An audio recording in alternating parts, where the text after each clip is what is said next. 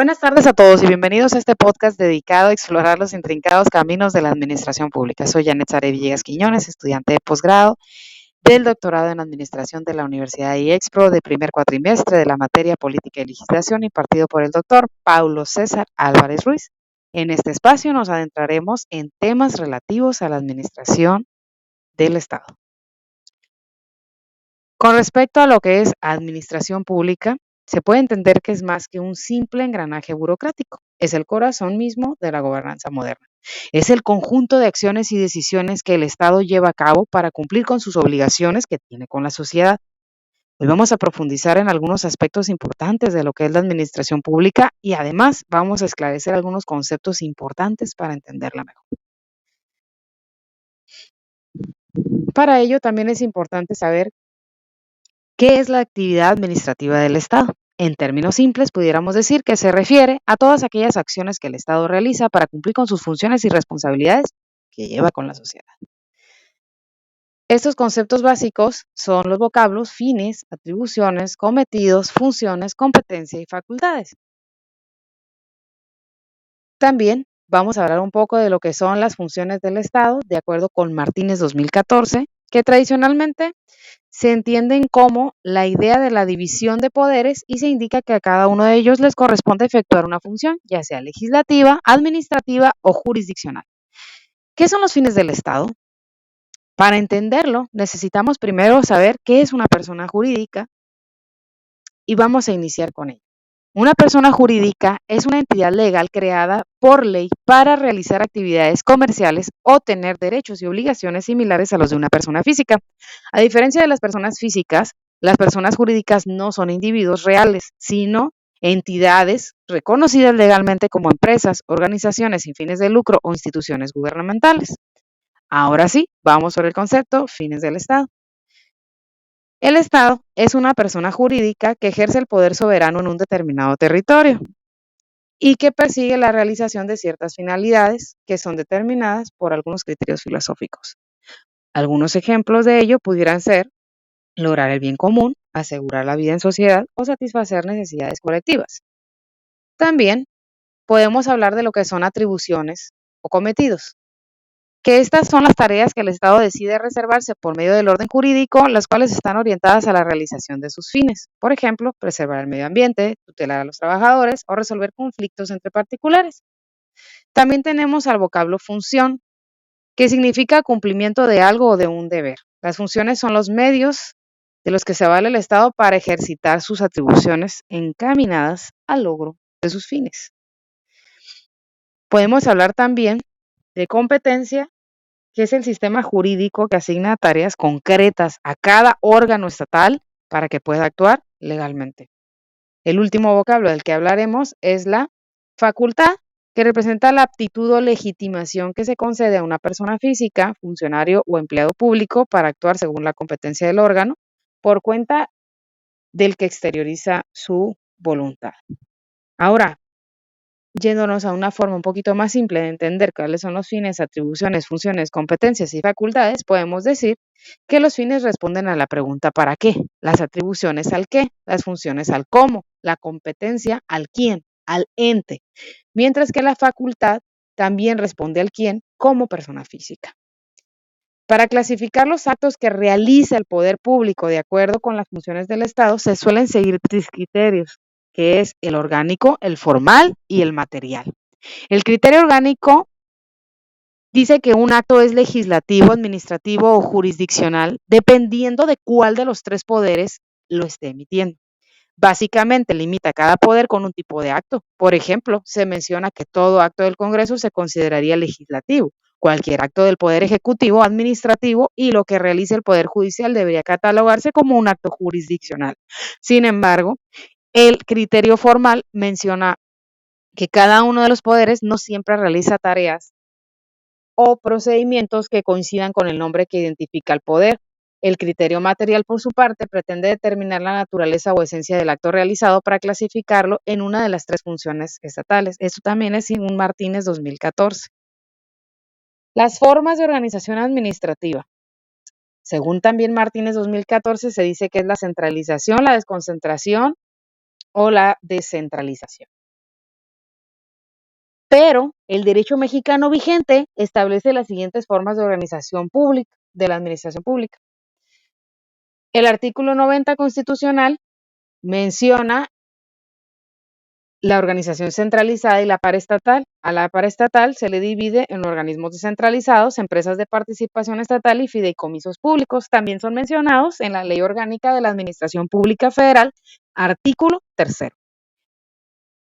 La Ley Orgánica de la Administración Pública Federal menciona en el artículo 2 de la Administración Pública Centralizada a lo que son las secretarías de Estado, consejería jurídica, órganos reguladores coordinados en materia energética, de los que trata el artículo 28, párrafo 8 de la Constitución.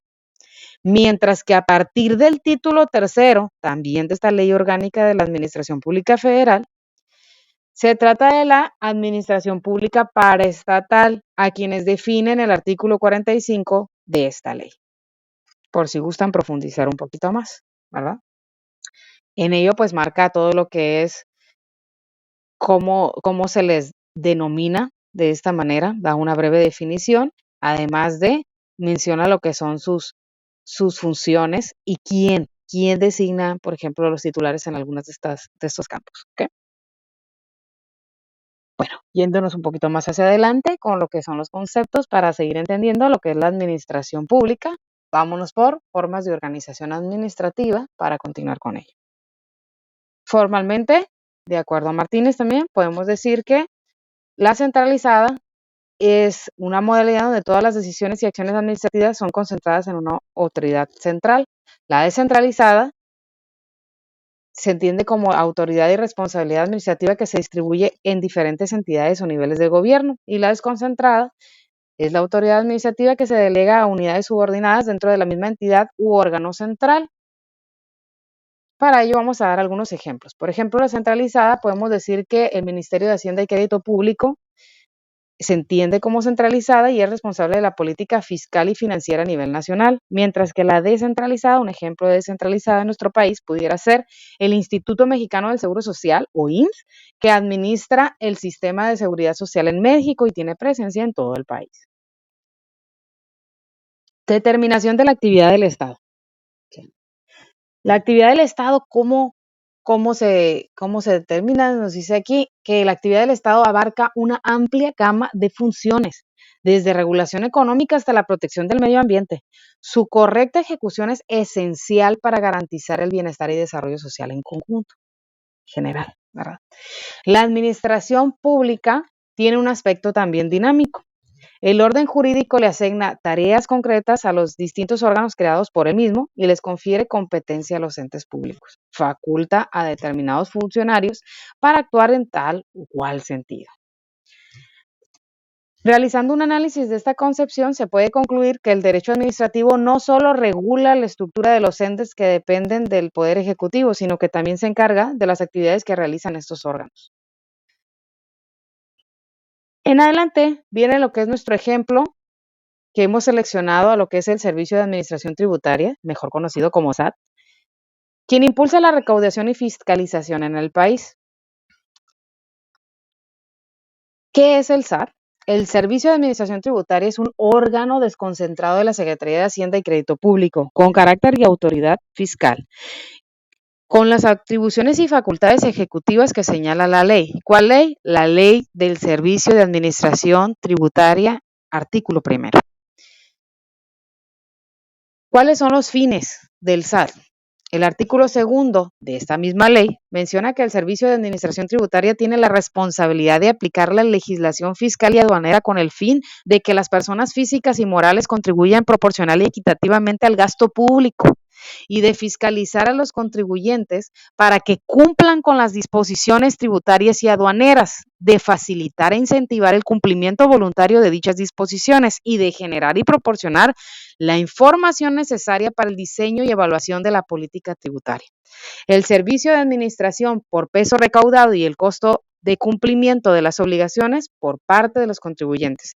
En pocas palabras, pudiéramos decir que el SAT busca maximizar la recaudación de impuestos para financiar el gasto público y promover la equidad fiscal, así como fiscalizar el cumplimiento de las obligaciones fiscales que tienen los contribuyentes. Hablemos también de sus atribuciones. El capítulo segundo de la misma ley, Ley del Servicio de Administración Tributaria, trata de todas las atribuciones que a este órgano le corresponden.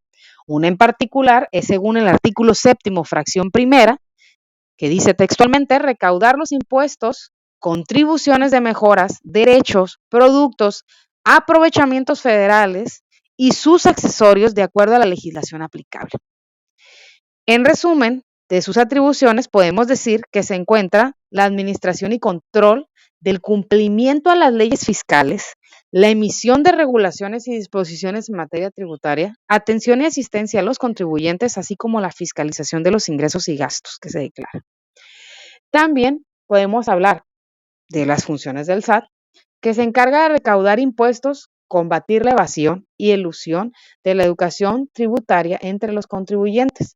El artículo 31, fracción cuarta de la Constitución Política de los Estados Mexicanos establece que es obligación de los mexicanos contribuir a los gastos públicos, así de la Federación como del Distrito Federal o del Estado y municipio en el que residan, de manera proporcional y equitativa a lo que dispongan las leyes. ¿Qué leyes regulan al SAT?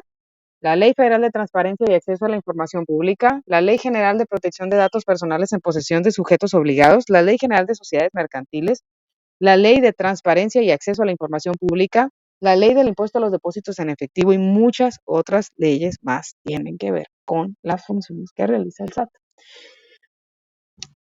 Competencia, el ente. Organismo descentralizado del gobierno federal adscrito a la Secretaría de Hacienda y Crédito Público. Y la facultad que trata de la persona física. Hablamos de la jefatura del SAT encargada de establecer políticas y estrategias en materia tributaria, así como de dirigir y coordinar las acciones de la institución a nivel nacional. Recientemente podemos mencionar también que nuestro presidente de la República, Andrés Manuel López Obrador, el año pasado acaba de designar como titular del SAT a Antonio Martínez Dagnino, que sería quien rendiría las cuentas a nivel general en el país. Ahora, formas de organización administrativa del SAT en específico, pues hablamos de una organización centralizada con una estructura jerárquica que concentra las decisiones y acciones administrativas en la jefatura y sus dependencias a lo largo de todo el territorio nacional. El SAT representa un claro ejemplo de la organización administrativa centralizada. La jefatura ubicada en el centro de México coordina las acciones de las distintas administraciones locales y oficinas regionales en todo el país. La actividad del SAT se puede decir también que es crucial para la recaudación de ingresos fiscales y el mantenimiento, así como la estabilidad económica del país, porque garantiza el cumplimiento de las obligaciones fiscales, combate la evasión fiscal, contribuye al financiamiento del gasto público y el desarrollo nacional.